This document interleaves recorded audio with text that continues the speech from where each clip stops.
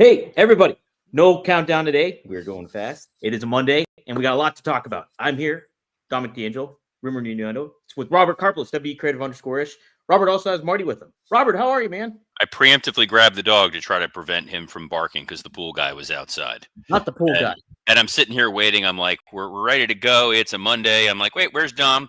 What, Dom? In the wrong room. In the wrong The guy room. who sends the room link, the guy who controls what room we are in at any point in time, Yes. sent the wrong room link. This is why I say it all the time. Best producer in all of wrestling podcast history. The greatest. The greatest. Happy Monday to you. Happy Monday to you. Hey, congratulations on the BRCW. I watched a little bit of it so far. I'm excited to check it out. It's really cool setup, obviously, so far, I think. And Ben Bishop, ooh, he's cool.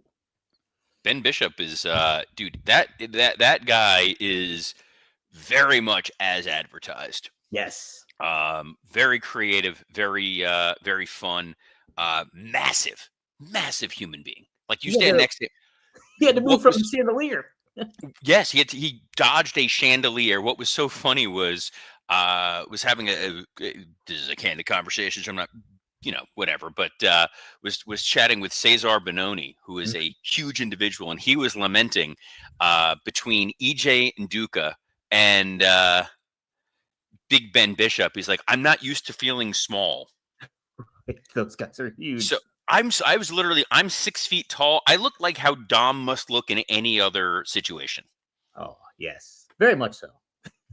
Look, I know you're a towering 6'7", but the BRCW show was an absolute blast. Streamed live, which was awesome. It's available on YouTube. You can go back and watch the replay. But really fun show. I had a blast, and it was nice to watch a wrestling show this weekend that did not anger a whole lot of people. Yeah, and also crowned a women's champion people were actually excited about. I did tease it, Dom.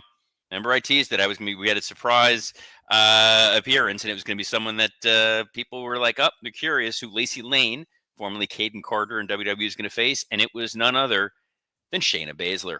My goodness. So that's definitely one you got to tune into. Yes, like Robert said, it's up on YouTube, so check it out. I wish my weekend went as well as yours, Robert. My brother got choked out by his podcast co-host, Ted DiBiase, and very, very disappointed. Look, I rarely am jealous of the $1 Million Man, but that is an instance where the idea of choking out my podcast co-host, my goodness, DiBiase is living the dream. And some of the folks who are living the dream joining us here, Yes. says, what's up? What's up? Wrestling Old Head says, good morning, aren't I surprised? We got 2 Saturday night's main events without Jesse Ventura. Can you imagine what he would have said about Cody after his match with Drew? That is true. I did miss getting to see the body. I understand, like, they want to help control and facilitate the narrative of things, but Jesse added that element to it that you don't usually get, and I think that was a fresh thing for them to do. And I think it's you mean guy who's just saying things you're not supposed to say, like saying the quiet part's loud and the loud part's quiet. A little bit, yeah. It's Saturday's main event. It's got that. I would have loved him on commentary, if only for the neckbreaker spot with Punk and Jey Uso. Yeah, well, let's talk about that. Sure enough, yeah, Saturday's main event went. Gorilla, that's why this was the least liked clip in YouTube history. Cut the mic, Jesse. Yes, so we did have a Saturday night's main event. Did it feel like a Saturday night's main event to you, Robert? How did you like the show overall?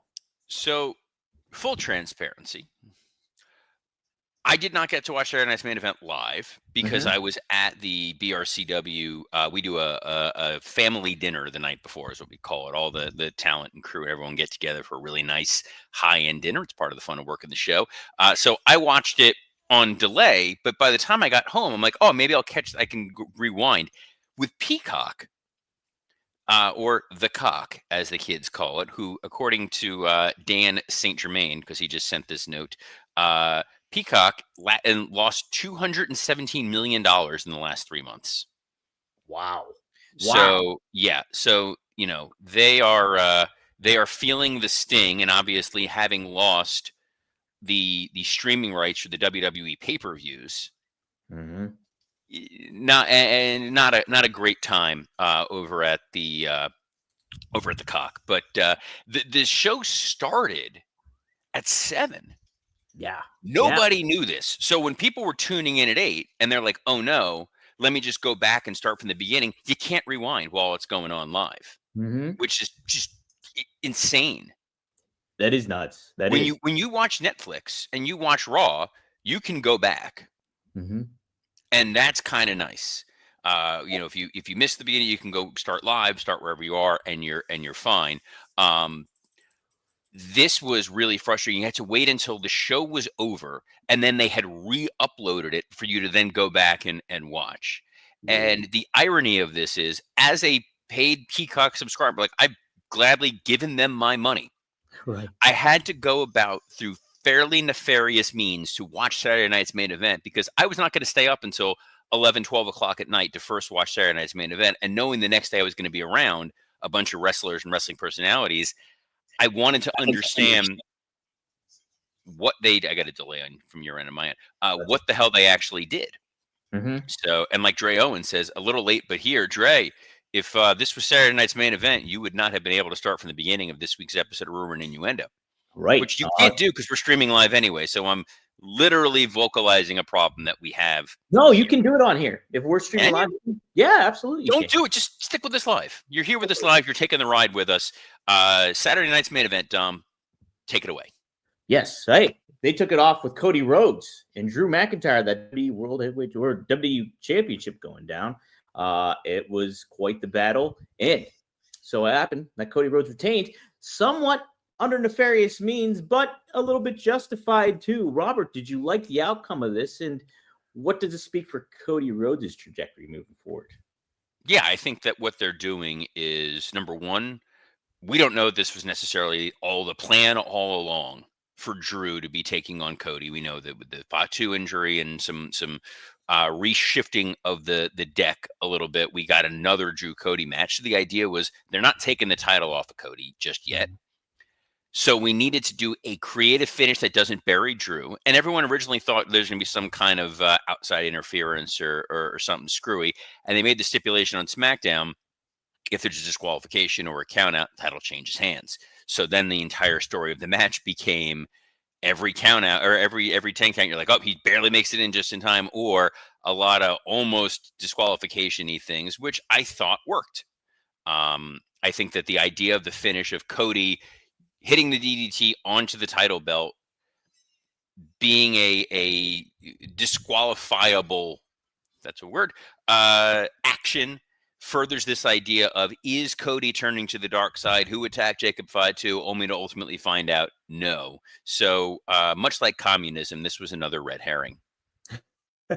Well, yeah, I was okay with it. I thought it protected Drew in the proper fashion. And I do think it's okay to kind of tease, is Cody turning heel or is he not? They kind of did that a little bit with AEW too, if I remember correctly, like that tease. But yeah, I think it was a fine setup and a good opener, I thought, too, as well for the show. Up next, Robert, we had Tiffany Stratton. She was attacked by Jade Cargill on SmackDown, and she persevered through that pain to challenge Jade Cargill. But unfortunately, she did not retain the championship. It was Jade Cargill as your new WWE Women's Champion. What do you think of the shift and this pivot to Jade Cargill as the champ, Robert, and the match? Is SmackDown still taped? No, I don't think so. Then maybe I wouldn't have put Jade Cargill as the world champion. This was... It got there. Mm-hmm. It was an odd decision because, so I guess the narrative was Tiffany Stratton was, quote, injured last week on SmackDown when Jade attacked her. And then there was a subsequent attack this week on SmackDown to further is Jade really going to be cleared? She's going to gut it out, but she's outmatched. And if you really didn't pick up on that thread of that story, it looked like Jade basically squashed her. Yeah. Yeah. But Robert, I think I'm okay with it.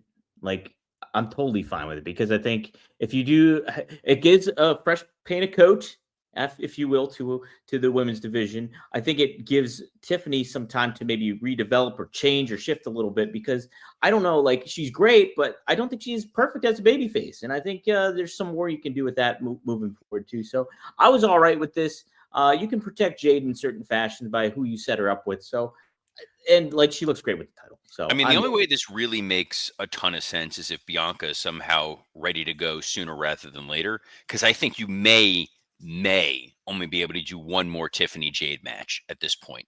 Yeah, They don't have tremendous chemistry in there. There was that debacle of a triple threat with Nia Jax, so you can't have Jade win just to lose it back to Tiffany, which means Tiffany's gonna have to find another dance partner.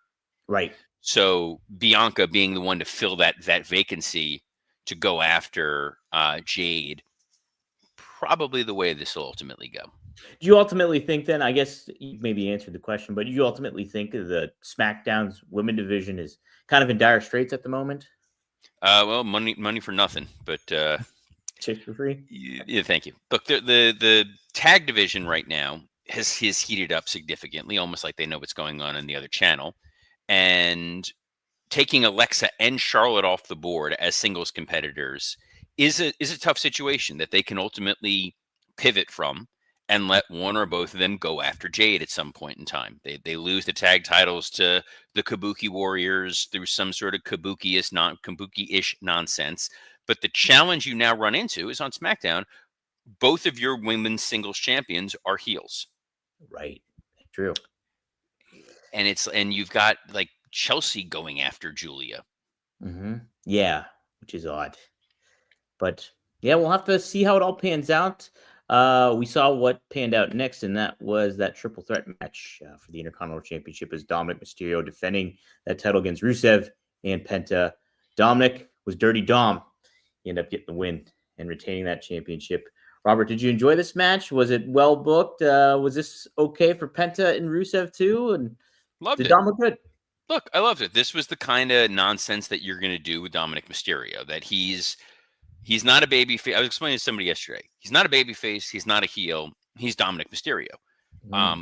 Whether they cheer or they boo him, the key to him is keeping the antics the same. If he becomes a baby face, and it's like, instead of doing the nefarious stuff, he gives somebody a balloon and then they float off like Looney Tunes nonsense, it's not as good. Yeah. I love that they found that creative little moment where Rusev had Penta in the accolade and you didn't know what was going to happen. And ultimately, did they hear the bell ring like, oh my gosh, the title changed? Nope, it was Dom. It was fun. It's Bugs Bunny stuff to some degree, but enough of a sense that you kind of feel like he's still a heel. You still kind of want to see him get his comeuppance, but you have to be very careful of who that person is, because you don't want it to feel like a parent or a principal disciplining Bart Simpson, because then they become the heel. Like if you go that route with AJ Styles, kind of becomes the heel. If Dom being this cowardly, weaselly heel and ultimately gets hoisted by his own petard because he finds himself in there with like an Oba Femi, then it's kind of fun. Yeah, right. And you know what, Robert, for the show, I think this kind of like changed up the pace a little bit for it too. I think it added something that it kind of needed in certain ways. And so it was a fun way to do it. It was fun. It was entertaining, and fun and entertaining are, believe it or not, some of the key words you want when talking about a pro wrestling show. Oh, absolutely. Absolutely. Well, let's talk about that main event, Robert. It was CM Punk, and it was, oh my God. Oh, Jey Uso. Jeez, going at it. I can't believe I just blanked on it automatically. But the match happened, and we have a new champion, CM Punk. That's what I thought was going to win, and I thought who should win. But what did you think, Robert? When it's all said and done? Man, we talked about a lot of scenarios. The one that seemed sort of the least creatively fascinating was Punk just straight up winning, because now we're teeing up. Like, there was that post that Jey Uso put on Instagram of him looking dejected with the middle finger emoji, and it's like, y'all won. Like, this is what you all wanted. It's a little too AEW-ish because you're playing almost to the internet crowd. The internet crowd is the one that wants to take the shot to Jey Uso. There were a lot of people yeeting. Oh yeah. Like, if you watch I hate when there's that disconnect. And I hate when AEW does it, because if I'm watching the show and the guy is a babyface and he's getting cheered and the crowd's into him, okay, you're the babyface. But then when you're focusing on what a small section of the populace is talking about and you're making it part of your character identity, it becomes confusing, because either the internet is canon or it's not canon. Right. And that was an issue with Jey Uso, and I think that's part of the problem with the Unreal show, where there was a lot of conversation about his breathing. Mm-hmm. And unless all of us are midwives, none of us should really be talking about someone's labored breathing. The match was like 2 parts of a match. The first part of the match was not very good. It felt like there was a disconnect with them. Jay felt off a step. You could tell there was a little bit of frustration going on with Punk. From what I understand, there's some frustration going on in the back while this match was going on. But then once it got cooking towards the end, the audience was taking the ride. They were getting into it. And it ended no Braun Breaker, no Bronson Reed, no LA Knight, no cheating, no chicanery. It was a straight up Punk got the win over Jey Uso, and now it's, are we going to get a Jey Uso heel turn? Is Jey Uso like a dejected Bret Hart? Is this going to be a more overt heel turn? Is it going to be subtle and a slow burn? WWE has booked themselves into a corner, because we do have War Games coming up. Mm-hmm. And unless they're going with like the MFTs versus Sami Zayn, which is a blood and guts level match, it's going to be interesting. Well, I'm for the Punk winning the title, because like I said on Friday, I think that you're setting yourself up for some momentum building into WrestleMania, because I think you want somebody like a figurehead like Punk to have that world championship. So I think I'm okay with that. But what I am kind of cautious is kind of what you were just indicating, is how are they going to handle Jay here? Because I think there is some meat on the bone when it comes to Jay being like an aggressive, angry heel. But if he's like this glum, mopey heel that is, inside baseball kind of thing, you're not getting the most of it. I think that would be extremely underwhelming, and you're not creating a really captivating persona. I think a spin on Jay that already attracts him to the audience. So yeah, I hope they don't go in that route, but ultimately I'm intrigued to see what they do and who they set up Punk with for that world championship moving forward. Well, the thing that they've done sort of wisely to buy some time is this John Cena 16-man tournament is now like a third thing going on. Mm-hmm. So whoever's going after CM Punk as his next challenger, it could be Braun Breaker, could be they're going right for the most logical match. It could be a somewhat lackluster decision where it's Punk versus like an LA Knight or something like that, because everyone's then still going to be talking about, hey, who's going to be winning this 16-man tournament, because they hyped it as people from Raw, SmackDown, NXT, and from people who, much like Kramer, they don't even work here. They don't even work here at all. Robert, yeah, let's talk about it. You think we never speculated tournament. It's not. It's not. I know what you're going to ask. No, it's not. It's not Copeland. It's not Jericho. Oh no, I'm not asking that at all. Oh, no, that's where you're going with this. No, not at all. No, I was just going to ask, do you like a tournament for Cena, like as his farewell thing? So it's weird, because you've now turned like John Cena into a title. Right. Yeah. But the way that he laid it out, which was sort of the smartest way, it was, there are people that I have a long storied history with who may want one more bite at the apple. There are people of a different generation whom I've never wrestled before. And it's giving people the opportunity to step up in my last match the way that Kurt Angle gave me that opportunity to step up in my first match. That first ruthless aggression match is what put John Cena on the map for a little while. Let's use revisionist history. That whoever beats John Cena, that's now going to be part of their forever legacy. In the way that when we ask, hey, who retired Kurt Angle? And we're all like, obviously it was John Cena. Wait, no, it was Baron Corbin. Yeah. No, Robert, I loved it. I think, I was speculating, just shove Obafemi in there if you position it in the right manner, and that should work. I think that would be cool. But I think this is the best way to hype it up, create some build to it, and then you have this.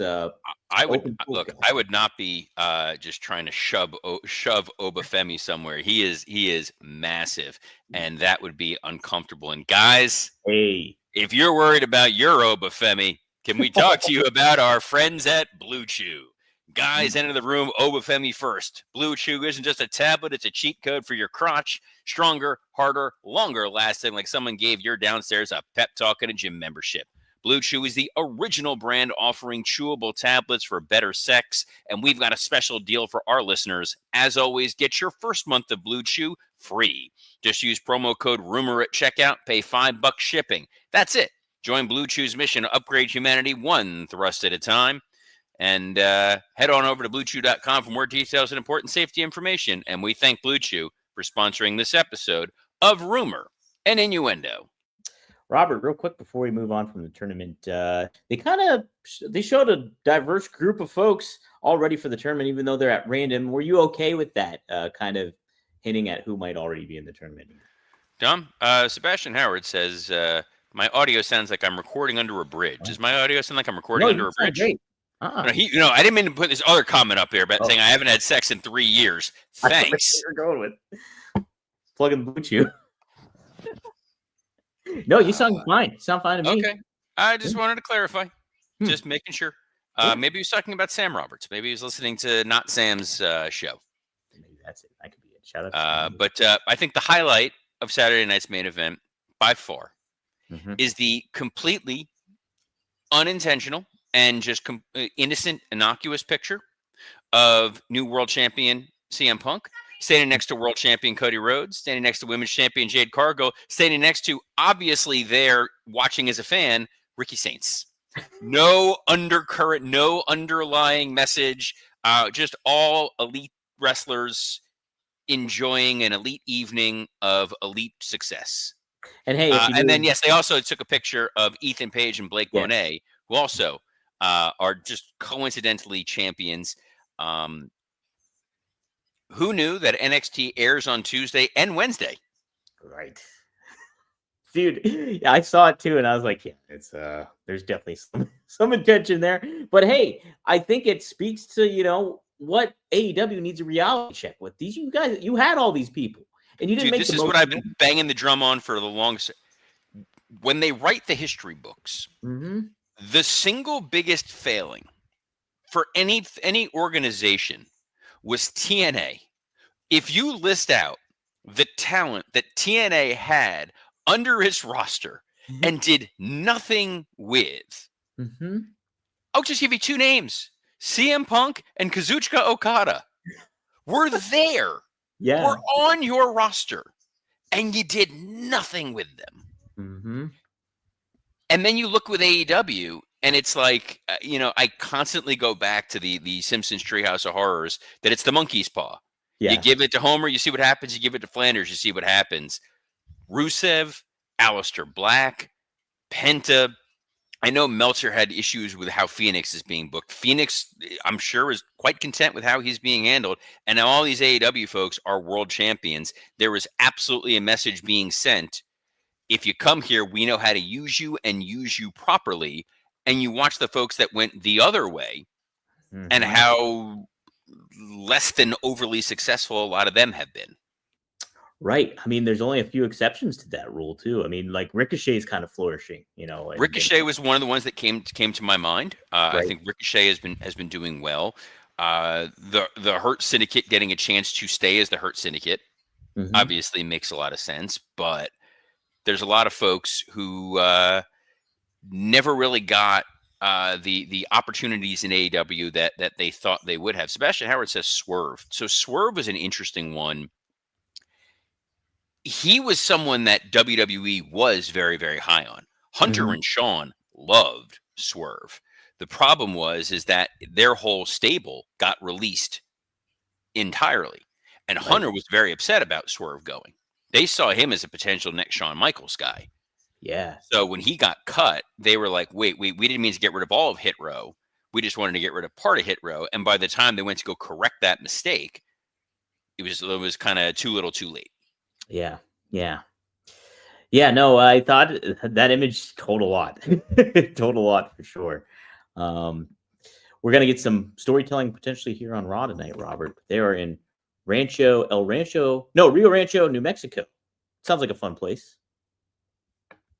You see my cat, by the way? Sure, that sounds like a great place. That sounds like, look, if you're not going to be at the Garden in New York City, you definitely want to be at Rancho Relaxo or Rio Rancho, New Mexico, which I feel like is just like a town invented for like a Jim Jarmusch movie.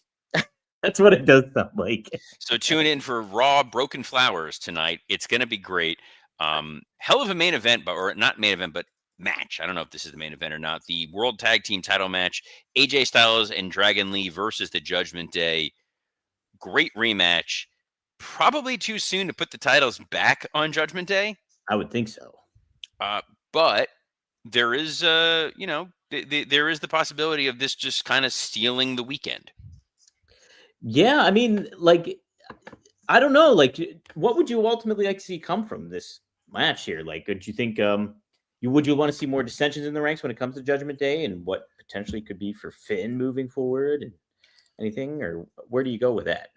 I mean, yeah, it's tough right now because there's the possibility of Dominic Mysterio trying to interfere to help them, them being Judgment Day, and it goes awry. Or he does, in fact, help them, and now AJ's coming after him for his Intercontinental title.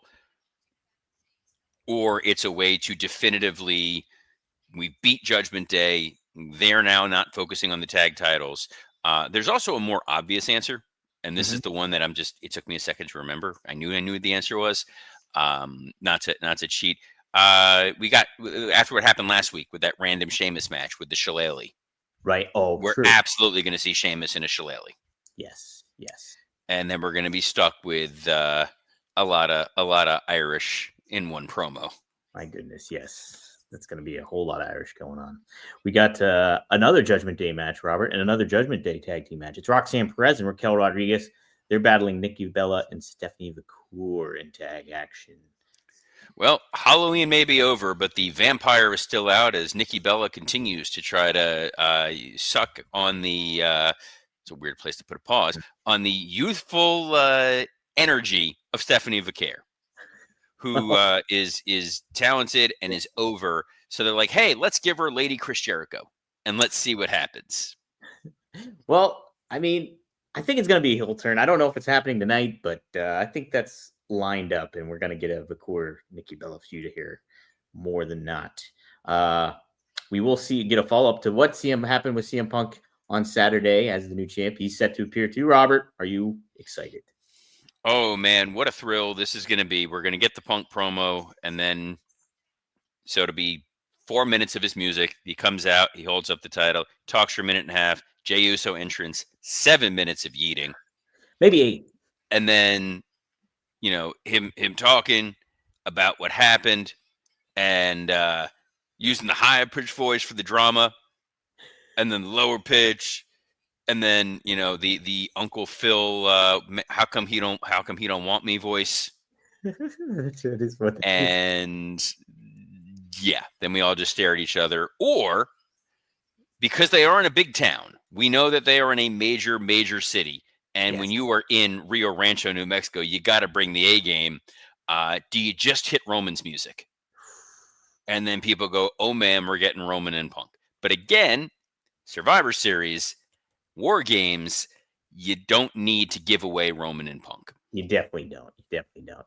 I'll lean more towards what you initially said, where it's like kind of like a placeholder match when it comes to Punk and maybe LA Knight or something. Because you've also got Braun Breaker and Bronson Reed who are going to be sniffing around there and looking for success. But I just think if you put Braun Breaker in there with Punk right off the bat and Braun Breaker doesn't win, then it becomes sort of lesser than, and it's still a little soon to put the title on Braun Breaker.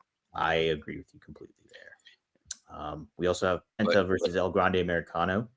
Yes, Penta El Grande Americano. That's probably where we'll see some Dom related or other. Probably Rusev coming in for the save, and we get the unlikely Penta Rusev romance, which will be very, very nice. And then Bayley and Lyra versus the Kabuki Warriors. Maybe this is where Bayley is going to turn, but we are going to turn into pumpkins because it is 12:30. Yes. But we are Going to be back tomorrow as we are live every Monday through Friday at noon Eastern on a plethora of platforms, including WW Creative _ish X account, the at Dominic D'Angelo X account, the at SD Scoops X account, and on YouTube on Rumor and Innuendo, ad-free shows, and podcast heat. Dom, thanks for showing up in the right room today. So on behalf of the best podcast co-host with the worst toque I've ever seen, Dominic D'Angelo, I'm Robert Karpelis. Best of luck in your future endeavors. Duke, I called a beanie. Shh.